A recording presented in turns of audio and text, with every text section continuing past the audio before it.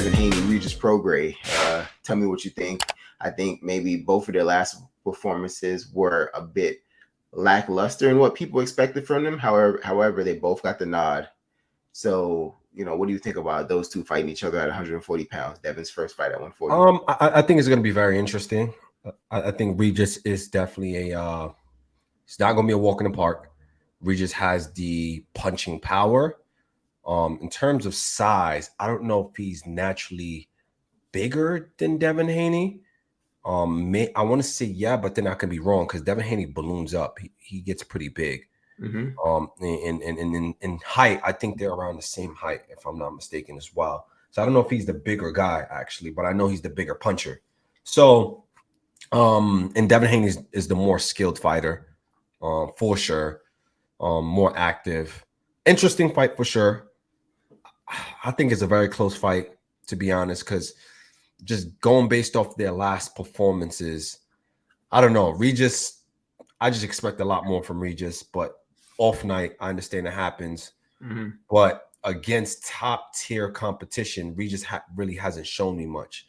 Devin has shown me more at the highest level compared to Regis.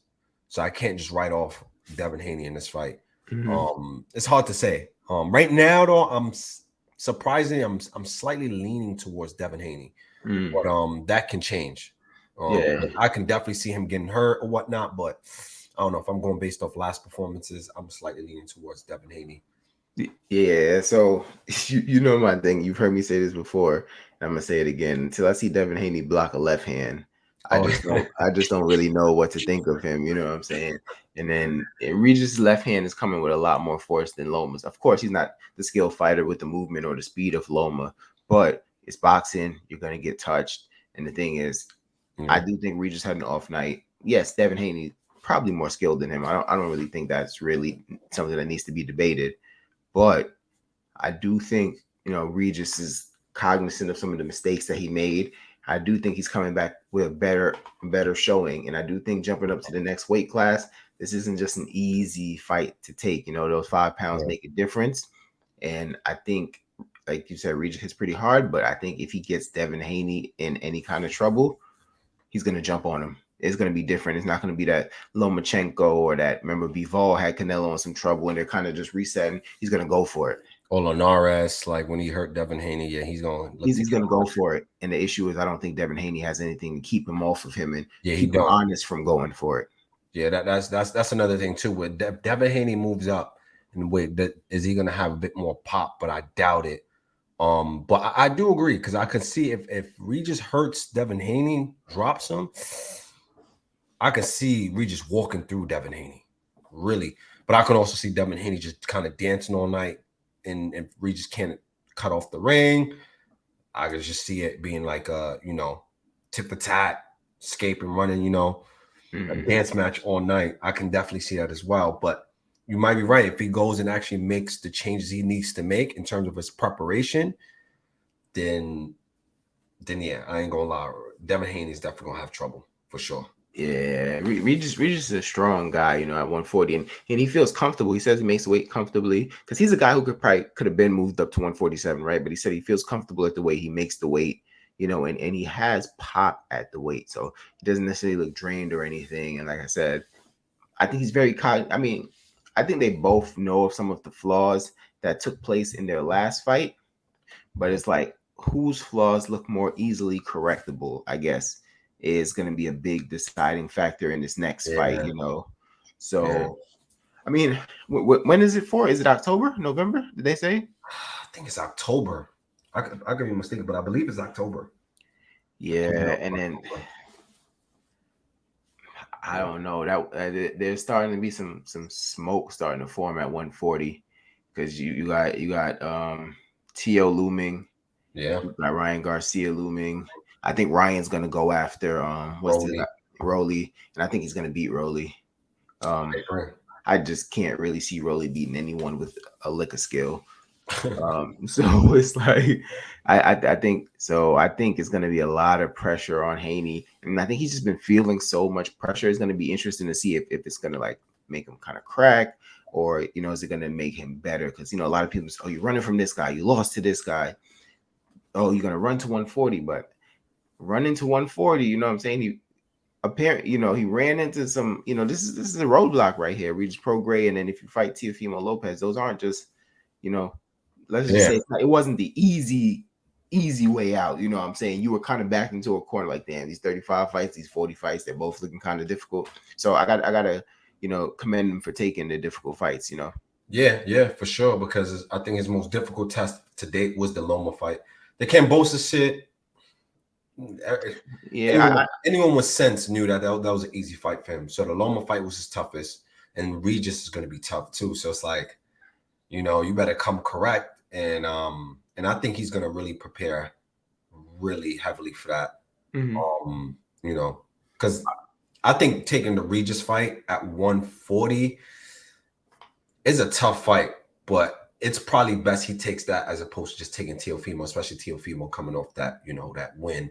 But I don't know logistically wise how that will work out, right? So, but yeah. So the thing about Prograis is, I don't know, maybe just because he's never really been in, Devin, I don't think anyone can ever question Devin's preparation, right? But Prograis never really been in the mix. There's never really been any real animosity between him and Devin. They recently just traded some words. So, and obviously it was the easiest fight to make. I'm guessing Devin's back on the zone. But I don't know. I think Regis is going to come back stronger. And I think Devin Haney is going to come back and do a lot of what we saw the last fight. You know what I'm saying? He's a good fighter. He's a very good fighter, really good fighter. But it's not like he was uncharacteristic last fight. You know what I'm saying? I would say Regis was more uncharacteristic than Devin was. I just thought I think the person on the other side of Devin just kind of like showed some flaws. Yeah, it is just that Devin's last fight Loma was just a superior fighter. You can just tell. Like he took away a lot. You could tell Devin was just flustered, going in the corner, telling he knows what I'm going to do. They didn't really have an answer for him, right? His father just telling him, not giving him anything to get over that hump, and that kept him flustered. So it's like, but then again, it is Loma though, right? So true. An exceptionally skilled fighter. So this fight though, I'm not gonna lie, I'm gonna definitely be tuned into this fight because I'm very, very excited. I would like to see it once the fights get closer, of course. Then I'll probably have I'll have a better assessment of who I'm choosing, officially. Because right now it's kind of up in the air. Even though I'm leaning towards Devin, that can change. Yeah. Only because of and this is only just strictly going based off of the last fight, right? But I'm sure, like you said, they're gonna make the necessary corrections. And if Regis makes the necessary corrections he needs to make, and his timing's on point during fight night, yeah, Devin Haney's gonna have some trouble. I'm not gonna lie, he's gonna be in, and they're not gonna give him a gift twice. Right. They ain't gonna give him a gift twice. So right.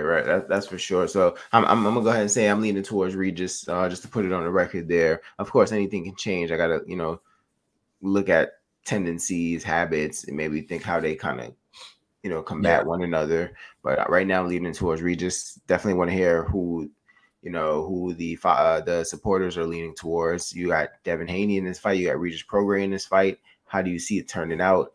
Do you want to just skip this and get to the Teofimo fight? Because Regis could really throw a wrench into that fight, right?